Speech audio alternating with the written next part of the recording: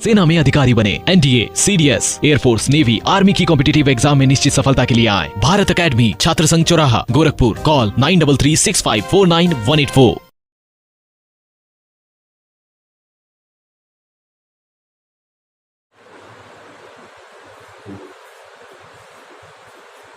Hello friends, I am Dhruv Kumar Chaurasia. एक बार फिर आप सभी के बीच में आया हूँ। आज हम लोग बात करेंगे एक्टिव वॉइस, पैसिव वॉइस के इंपरेटिव सेंटेंस के बारे में। जैसा कि फर्स्ट वीडियो में हम लोग असर्टिव सेंटेंस के बारे में जाने थे, सेकेंड वीडियो में हम लोग इंट्रोगेटिव सेंटेंस के बारे में जाने थे, और आज हम लोग जानेंगे इंपरेटिव सेंटेंस के बारे में।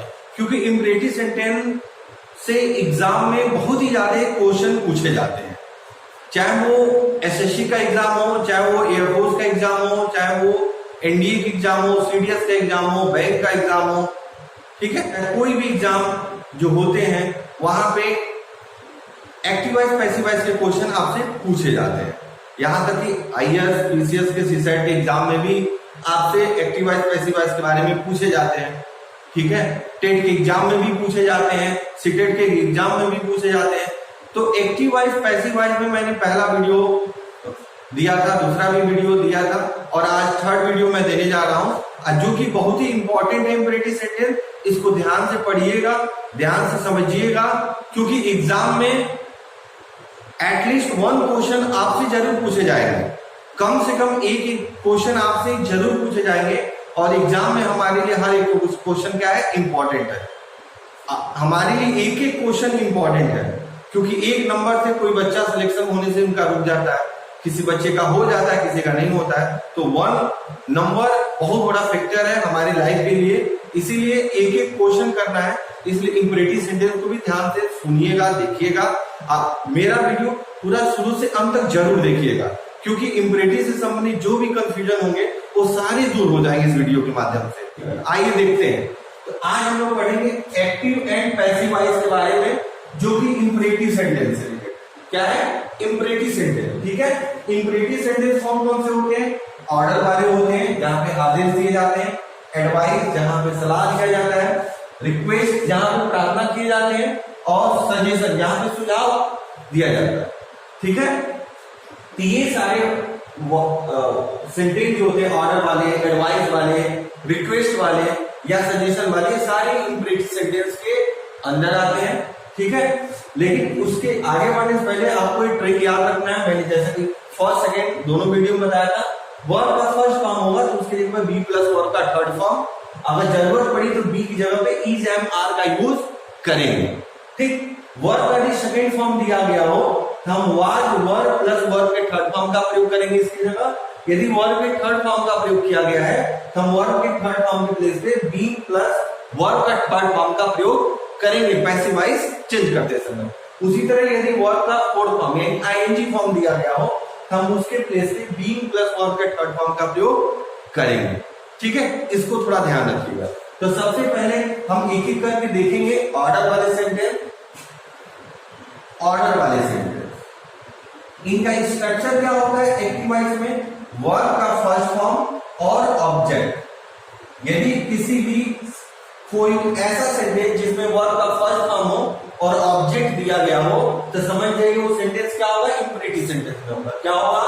Imperative sentence.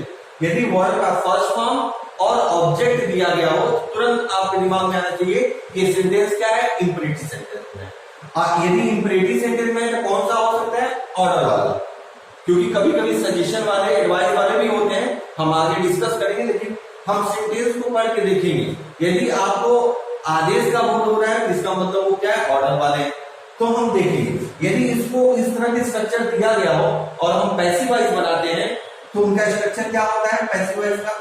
लेट लिखते हैं, फिर ये जो ऑब्जेक्ट दिया है ऑब्जेक्ट लिखते हैं, और फिर वर्ब के फर्स्ट फॉर्म की जगह क्या लिखते हैं?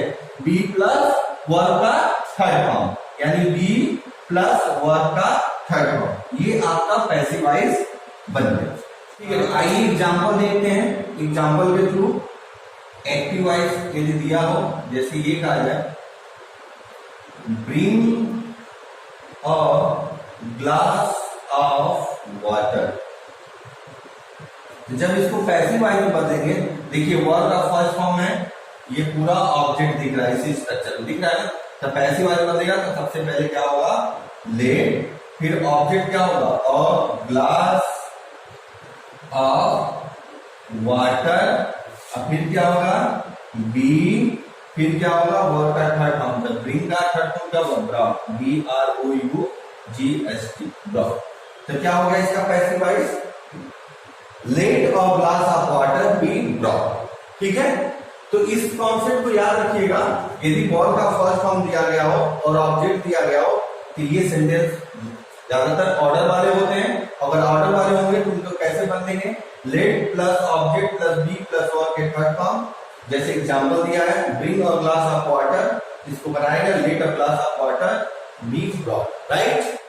तो आइए दूसरा एग्जांपल देखते हैं, एक्टिव वॉइस, जैसे शट द डोर, दरवाजा को बंद कर दो।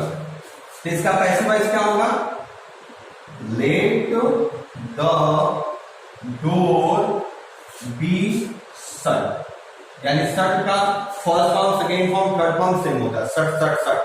ओके, तो इस तरह ये ऑर्डर वाले सेंटेंस का क्या होता है, पैसिव वॉइस बन जाता है। क्लियर, तो याद रखिएगा वर्ब का first form plus object. Okay, तो इंपरेटिव सेंटेंस के में ऑर्डर वाले हमने सेंटेंस देख लिया है।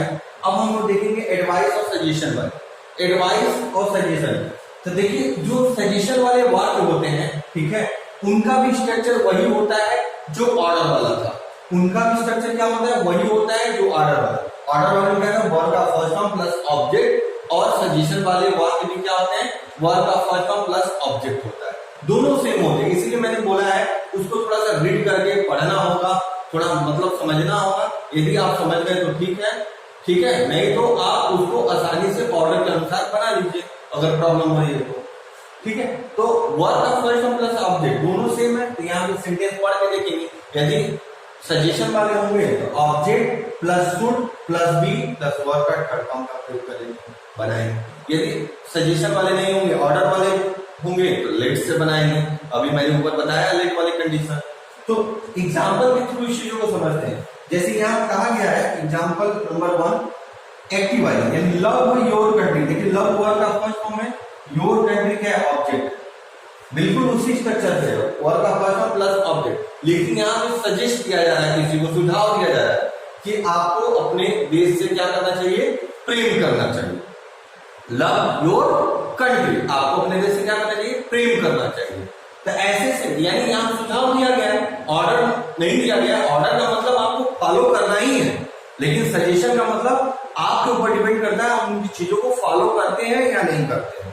ठीक है, तो ऑर्डर वाले में कंपल्सरी आपको फॉलो करना ही करना है, लेकिन सजेशन वाले वाक्य में कोई कंपल्सरी नहीं है। जैसे हम आपसे कह दें डोंट इंसल्ट द पुअर, गरीब लोगों की बेइज्जती मत किया करो, उनका इंसल्ट मत, ऊपर डिपेंड करता है आप मेरी सजेशन को मानते हैं या नहीं मानते हैं। अगर आप मानेंगे तो नहीं करेंगे, नहीं मानेंगे तो कर सकते हैं, आप स्वतंत्र हैं उसके लिए आप बिल्कुल फ्री है। लेकिन ऑर्डर अगर हम देंगे नहीं करना है तो नहीं करना है, तो इसका मतलब आपको नहीं करना है। अगर आप करते हैं तो आपको उसके लिए क्या दिया जाएगा, आपको पनिशमेंट भी मिल सकता है उसके लिए। तो ऑर्डर और सजेशन में एक अंतर है, ऑर्डर में कंपल्सरी होता है और सजेशन में कोई चीज कंपल्सरी नहीं होती है। ये आपके ऊपर डिपेंड करता है उसको फॉलो करते हैं या नहीं करते हैं।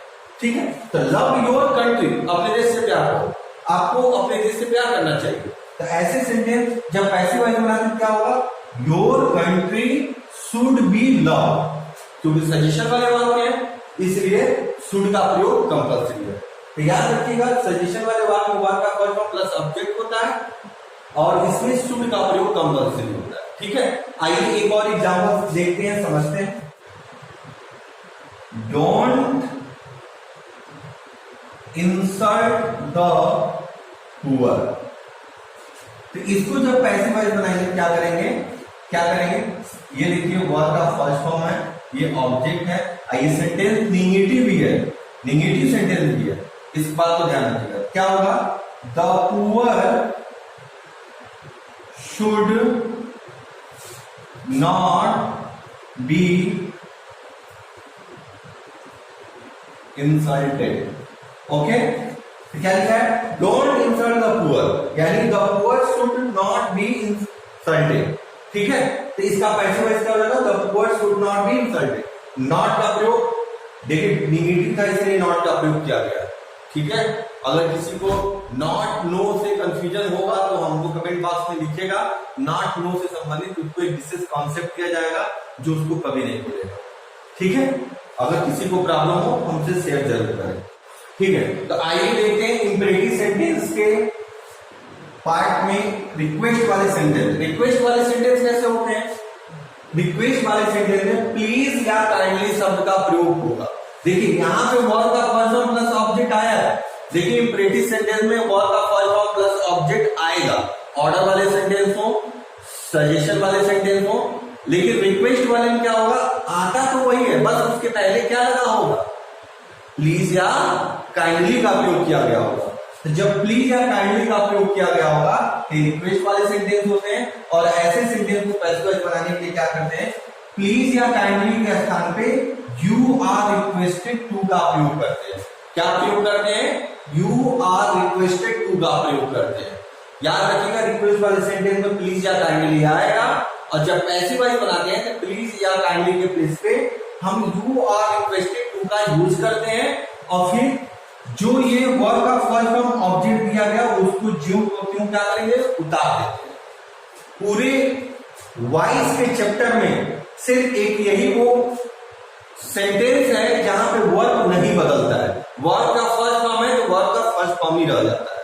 अब ऐसा क्यों होता है, क्योंकि टू आ जाता है। क्योंकि टू क्या होता है, टू प्लस वर्ब का फर्स्ट फॉर्म क्या होता है, इंफिनिटिव होता है। Infinitive, infinitive. तो टू के बाद आने वाला वर्ब क्या होता है, वर्ब का फर्स्ट फॉर्म, इसीलिए वर्ब नहीं चेंज हुआ क्योंकि टू आ चुका है, क्योंकि ये इंफिनिटिव बन चुका है। इसके लिए हम आपको इंफिनिटिव के क्लास में आपको अच्छे से बताएंगे, जेरेंट इंफिनिटिव ये सब क्या होते हैं वहां पे डिस्कस करेंगे, बताएंगे। यही रीजन है कि वर्ब का फर्स्ट फॉर्म नहीं बदला है क्योंकि टू आ गया। क्योंकि इंफिनिटिव का रूल क्या है, टू प्लस वर्ब का फर्स्ट फॉर्म, और जब टू आ जाता है उसके बाद आने वाला वर्ब फर्स्ट फॉर्म होता है। ठीक है, क्लियर। तो आइए एग्जाम्पल देखते हैं, एग्जाम्पल देखते हैं और आपको एग्जाम्पल के थ्रू इन चीजों को समझ में आएगा। तो एक्टिव वॉइस में अगर एग्जाम में मान लीजिए कोई क्वेश्चन दिया गया है, please give me a book, मान लीजिए एक सेंटेंस दिया जाए, please give me a book. तो देखिए हम रिक्वेस्ट कर रहे हैं, प्रार्थना कर रहे हैं, कृपया करके मुझे एक बुक दीजिए। इसको जब पैसिव वॉइस में बनाना है बहुत आसान तरीका है, आसान तरीका है। क्योंकि देखिए क्या है, प्लीज की जगह क्या लिखना है, यू आर रिक्वेस्टेड टू, क्योंकि इसकी जगह यू आर रिक्वेस्टेड टू लिखना है, फिर इसके बाद जो होगा उतार देना है। ये देखिए, तो गिव हो जाएगा, मी और बुक। तो ये इसका क्या हो गया, पैसिव वॉइस बन गया। ठीक है, देखिए कुछ नहीं किया, बस प्लीज की जगह यू आर रिक्वेस्टेड टू जोड़ दिए, बाकी जो था उसको उतार। ठीक है, आइए देखते हैं एक दूसरा example.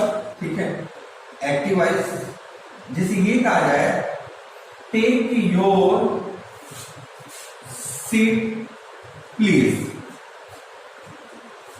Take your seat please. तो जब इसको पैसिव वॉइस बनाएंगे तो क्या करेंगे, देखिए प्लीज वर्ड आया है ना, प्लीज चाहे आगे लिखा हो चाहे पीछे लिखा हो कोई दिक्कत नहीं है। तो देखिए वर्ड का फर्स्ट फॉर्म प्लस ऑब्जेक्ट दिया गया, ठीक है, देखिए प्लीज आया, तो इसको पैसिव वॉइस कैसे बनाएंगे, इसी तरह, you are requested to take your seat. देखिए बन गया आसानी से, कुछ नहीं चेंज हुआ, कुछ नहीं चेंज हुआ, जो था वही मैंने राइट किया। ठीक है, ठीक है, आइए एक और एग्जांपल देखते हैं। जैसे ये दिया जाए, काइंडली पोस्ट द लेटर। ठीक है, तो जब इसको पैसिव वॉइस में कन्वर्ट करते हैं क्या लिखेंगे, you are requested to post the letter. ठीक है, तो प्लीज और काइंडली से रिलेटेड भी समझ में आ गया। तो इंपरेटिव सेंटेंस में ऑर्डर वाले सेंटेंस पूछे जाते हैं, सजेशन वाले वाक्य दिए जाते हैं और आपको रिक्वेस्ट वाले वाक्य दिए जाते हैं। लेकिन इसके साथ कुछ स्पेशल रूल भी हैं, 2-4 टर्म एंड कंडीशन के थ्रू दिए गए हैं, उनको भी देखते हैं क्योंकि एग्जाम में ज्यादातर वहीं से पूछ लिया जाता है, वो मोस्ट इंपॉर्टेंट है, इस पे ध्यान रखिएगा। तो आइए हम लोग उनको भी देखते हैं। Subscribe now and press the bell icon. Never miss an update. तो आइए देखते हैं एक्टिव वॉइस से पैसिव वॉइस से रिलेटेड। मैंने अभी इंपरेटिव सेंटेंस के बारे में बताया। इंपरेटिव सेंटेंस से जुड़े हुए कुछ इंपॉर्टेंट रूल हैं जो एग्जाम में आते हैं, इसीलिए मैंने लिखा मोस्ट इंपॉर्टेंट, मोस्ट इंपॉर्टेंट। और ये क्वेश्चन ज्यादातर एसएससी, एयरफोर्स और नेवी के एग्जाम में पूछा जाता है, आर्मी के एग्जाम में भी पूछा जाता है। मोस्ट इंपॉर्टेंट है, यहां से क्वेश्चन आते ही आते हैं। जैसे कि देखिए मोस्ट इंपॉर्टेंट मैंने रिमार्क नंबर 1 लिखा है, मैं रिमार्क करके लिखूंगा रिमार्क नंबर 1। देखिए पहला इसमें क्या है, एक्टिव वॉइस। यदि मानिए अब अभी हमने एक्टिव को पैसिव बनाया है, हम पैसिव वॉइस को लेट में कन्वर्ट किए, लेकिन अब देखिए यहाँ पे ऑलरेडी एक्टिव वॉइस ही लेट में दे दिया है।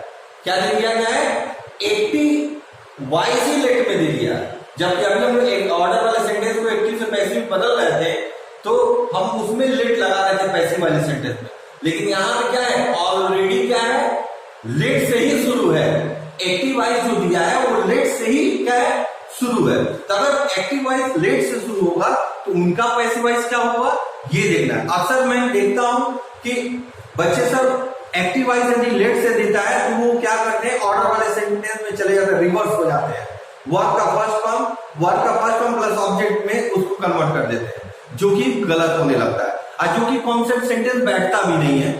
ये भी एक रीजन है, बच्चे लेकिन वही सोचते हैं यदि वर्ब का फर्स्ट फॉर्म प्लस ऑब्जेक्ट को let plus object plus be plus verb का थर्ड फॉर्म में कन्वर्ट किया गया था तो वही सोच के रिवर्स हो जाते हैं, लेकिन ऐसा नहीं, क्योंकि लेट वाले सेंटेंस स्पेशल है, इसको ध्यान रखिएगा। यदि लेट वाले सेंटेंस ये जानेंगे तो उसके बाद इनडायरेक्ट ऑब्जेक्ट होगा, फिर वर्ब का फर्स्ट फॉर्म होगा, फिर क्या होगा, डायरेक्ट ऑब्जेक्ट। थोड़ा सा इसको भी बताना बहुत जरूरी है कि इनडायरेक्ट और डायरेक्ट ऑब्जेक्ट होते क्या है।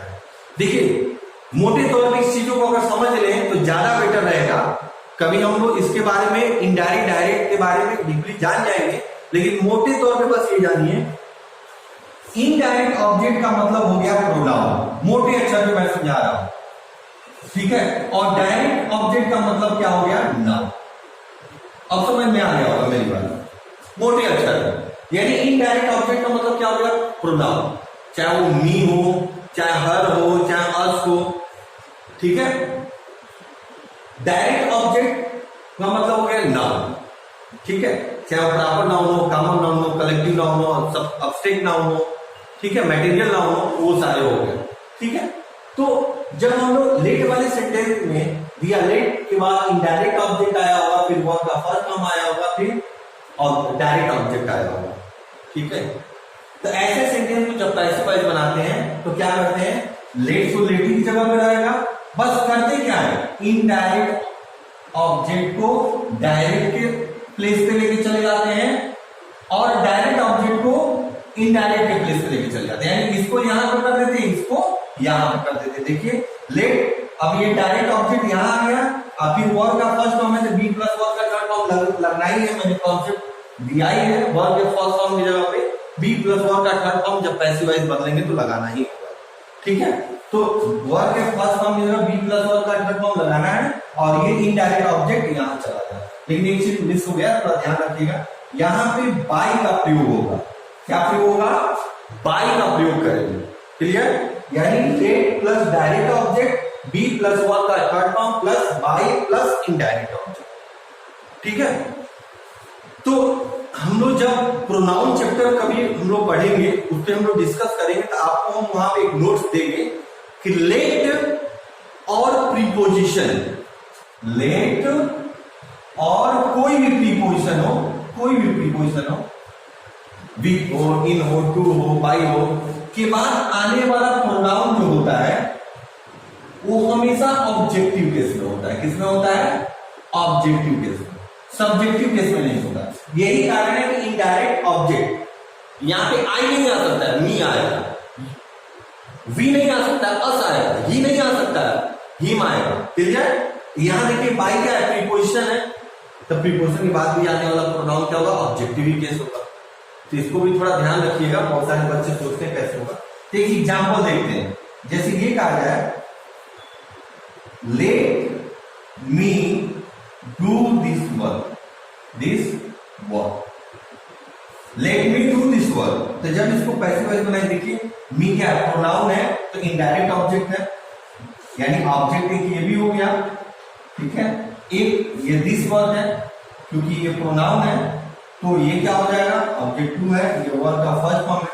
तो पैसिव वॉइस बनाए तो लेट की जगह पर रहेगा, और फिर ये इनडायरेक्ट ऑब्जेक्ट डायरेक्ट ऑब्जेक्ट आगे आ जाएगा, तो क्या होगा? दिस वर्क, और डू वर्क का फर्स्ट फॉर्म है, बी प्लस वर्क का थर्ड फॉर्म, डन।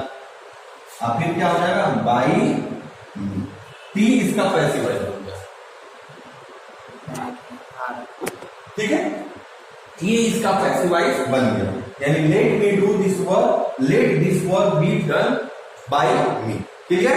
एक और एग्जांपल के थ्रू मैं आपको इसको क्लियर कर दूं। तो आइए एक और एग्जांपल के थ्रू इस चीज को समझते हैं। जैसे ये कहा जाए let us discuss the matter, let us discuss the matter. ठीक है। तो इसके बारे में देखते हैं। जब ये देखिए यहां पे क्या है, इनडायरेक्ट ऑब्जेक्ट है, ऑब्जेक्ट नंबर 1, यहां डायरेक्ट ऑब्जेक्ट है, ऑब्जेक्ट 2, ये वर्क का फर्स्ट फॉर्म है। तो इसको जब पैसिव वॉइस बनाएंगे तो लेट की जगह लेट ही होगा, फिर क्या हो जाएगा द मैटर, और फिर डिस्कस की जगह क्या होगा बी डिस्कस्ड बाय अस। तो ये इसका पैसिव वॉइस हो गया। ठीक है। ये यहां चला गया और ये यहां चला गया, बस। ठीक है।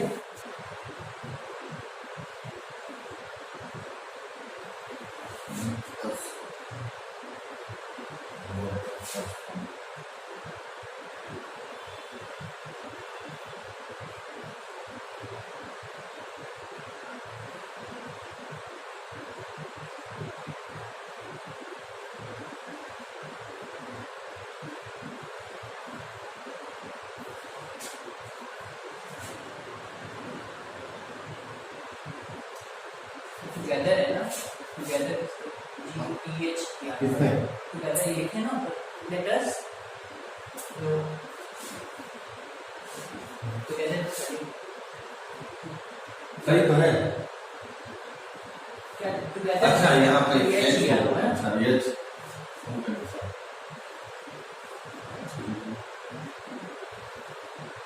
हम लिखिए वही होंगे लिख दिया वो इसके स्ट्रक्चर में it is suggested that यही बहुत इम्पोर्टेंट पॉइंट है।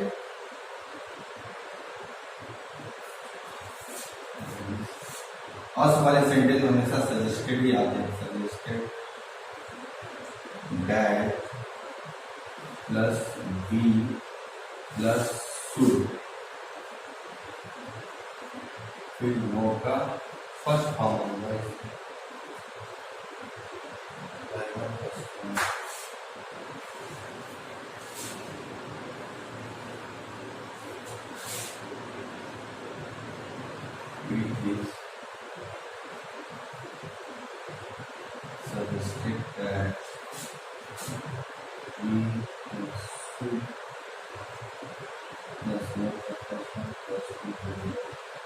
तो आइए देखते हैं रिमार्क 2 के बारे में। रिमार्क 2 में एक स्पेशल रूल क्या है, लेट अस प्लस वर्क का फर्स्ट फॉर्म। देखिए ये भी सेंटेंस लेट से शुरू हो रहा है, ठीक है, ये भी सेंटेंस लेट से शुरू हो रहा है, लेकिन लेट अस वर्क का फर्स्ट फॉर्म, या कभी कभी एग्जाम में ऐसे भी दे देते हैं लेट प्लस अस प्लस वर्क का फर्स्ट फॉर्म, इसमें टुगेदर ऐड कर देते हैं। ठीक है, कुछ नहीं, बस टुगेदर ऐड कर दिया गया। तो यदि टुगेदर दिया गया हो तो टुगेदर लगाएंगे, नहीं तो नहीं लगाएंगे। देखिए करना क्या है, ऐसे सेंटेंस दिए जाएंगे लेट अस प्लस वर्क कैसे बनाएंगे, इट इज सजेस्टेड दैट, ये अपनी तरफ लिखना है, इट इज सजेस्टेड दैट, फिर वी, ये अस को सब्जेक्टिव कैसे बदल देना है, वी, फिर शुड और फिर वर्ब का फर्स्ट फॉर्म का प्रयोग करेंगे। ठीक है, इस बात को याद रखिएगा, we plus should plus verb का फर्स्ट फॉर्म का प्रयोग करेंगे। किसका प्रयोग करेंगे, we plus should plus verb का फर्स्ट फॉर्म का प्रयोग करेंगे। क्लियर? ठीक, यदि टुगेदर दिया गया होगा तो टुगेदर लगा देंगे, यदि सेंटेंस में टुगेदर दिया है तो टुगेदर लगा देंगे। मैंने इसलिए दोनों सेम है, बस इसमें टुगेदर नहीं, इसमें टुगेदर है, अरे टुगेदर होगा तो टुगेदर लिख देंगे।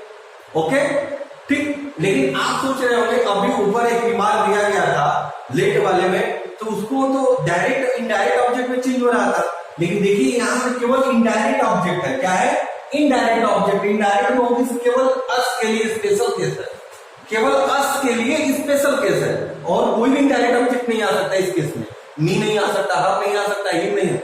और देखिए इसमें डायरेक्ट ऑब्जेक्ट भी नहीं है, उसमें डायरेक्ट ऑब्जेक्ट था नाउन, लेकिन इसमें नहीं है। इस बात को ध्यान रखना होगा आपको, इसमें डायरेक्ट ऑब्जेक्ट नहीं है, केवल इनडायरेक्ट में वो भी अस है। तो इसलिए इस केस को याद रखिएगा, जब लेट और अस प्लस केवल वर्ब का फर्स्ट फॉर्म दिया गया होगा, उसको पैसिव वॉइस बनाते समय it is suggested that we should verb का फर्स्ट फॉर्म बहुत ही ज्यादा एयरफोर्स में, नेवी में, एसएससी में आया हुआ है, चाहे वो 10+2 हो चाहे सीजीएल हो, बहुत ही ज्यादा पूछा गया है।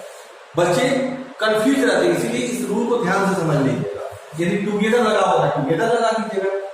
ठीक है, तो एक एग्जांपल को यहां पे देख लेते हैं, एक्टिव वॉइस, जैसे लेट अस सिंग, लेट अस सिंग, इसका पैसिव वॉइस क्या हो जाएगा, क्या हो जाएगा, इट इज सजेस्टेड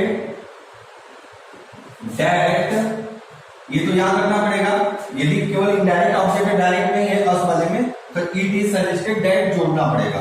और फिर क्या होगा, ये अस को हम सब्जेक्टिव केस में लेंगे, वी, और फिर शुड, और फिर वर्ब का फर्स्ट फॉर्म ही होगा सिंग। ठीक है, इस बात को ध्यान रखिएगा।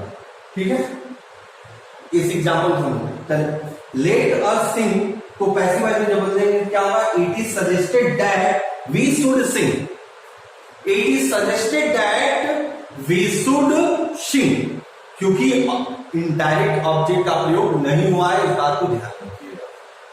केवल इनडायरेक्ट ऑब्जेक्ट में अस का प्रयोग है।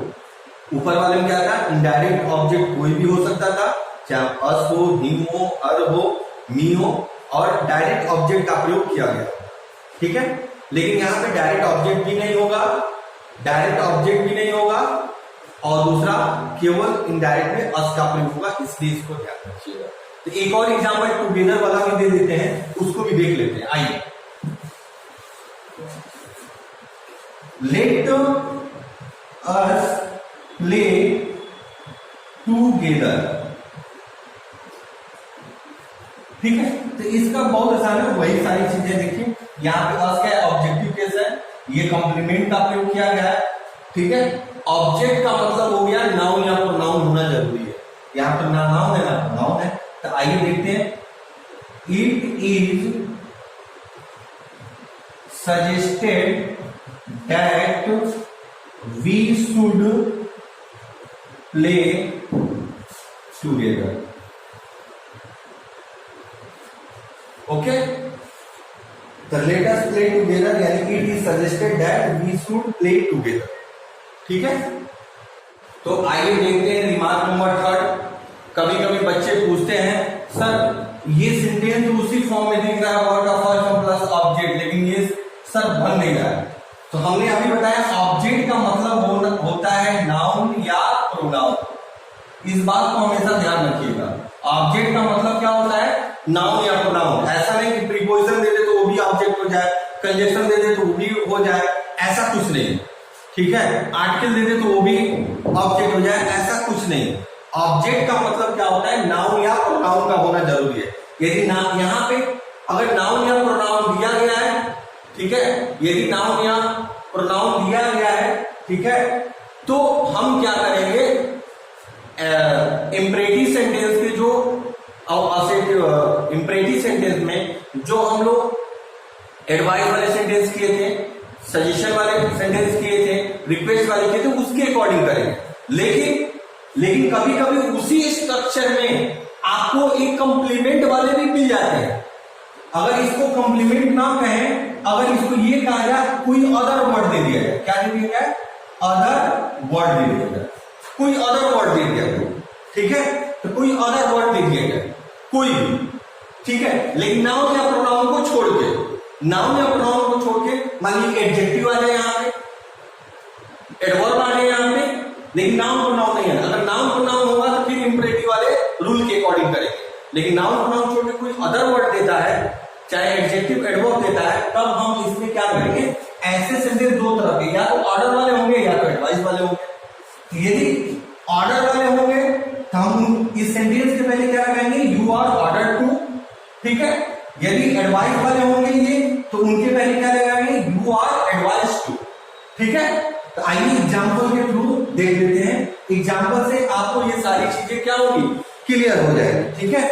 जैसे ये कहा जाए सिट डाउन, बैठ, तो देखिए सिट क्या है? वर्ब का फर्स्ट फॉर्म तो है, क्या है? वर्ब का फर्स्ट फॉर्म तो है, लेकिन ये क्या है? नाउन है। क्या ये प्रोनाउन है? नहीं, ये क्या है? एडवर्ब है। क्या है? ये एडवर्ब है, एडवर्ब है। इसलिए ऐसे यानी यहां हम कह रहे हैं सिट डाउन, इसका मतलब क्या? ऑर्डर दे रहे हैं। क्या कह रहे हैं? ऑर्डर दे रहे हैं। ऑर्डर दे रहे हैं, इसका पैसिव वॉइस क्या बनेगा? क्या बनेगा? You are order to sit down, ठीक है। तो सिट डाउन अगर वर्ब और कोई एडवर्ब या एडजेक्टिव दिया हो, हम उसको पैसिव वॉइस कैसे बनाएंगे? You are order to sit down. Clear? Clear? तो आइए एक और एग्जांपल देखते हैं एडवाइस वाले। जैसे वर्क हार्ड, अब देखिए वर्क का फर्स्ट फॉर्म है, यानी यहां पे क्या है? एडवर्ब हो गया भाई, जो वर्क की विशेषता बताता है एडवर्ब होता है। क्लियर? तो अगर यहां ये सेंटेंस क्या हो गया? ये जब वर्क हार्ड, यानी कहा है वर्क हार्ड, कठिन कार्य करना चाहिए, यानी क्या किया गया? एडवाइस दिया गया किसी को, यानी एडवाइस वाले बात है, एडवाइस वाले। जब एडवाइस वाले बात होते हैं, इनका पैसिव क्या बनता है? ये वाला बनता है। तो you are advise to work hard, तो देखिए इसका पैसिव ये बन गया। क्लियर? तो ध्यान से इस वीडियो को देखिएगा, समझिएगा, क्योंकि इंपरेटिव सेंटेंस बहुत ही इंपॉर्टेंट है। मैंने 3 रिमार्क भी दिया है, इन तीनों रिमार्क से क्वेश्चन आते हैं। वीडियो जरूर देखिएगा, तभी आपको क्लियर होगा। यदि आपको कोई डाउट होगा तो आप एक बार वीडियो को फिर दोबारा देखिएगा। यदि फिर भी कोई डाउट होगा तो आप कमेंट बॉक्स में जरूर कमेंट करिएगा, ताकि अगले वीडियो में आपके सारे प्रॉब्लम का सलूशन दिया जा सके। तो थैंक यू दोस्तों, फिर मिलते हैं नेक्स्ट वीडियो में, ठीक है। तब तक के लिए बाय।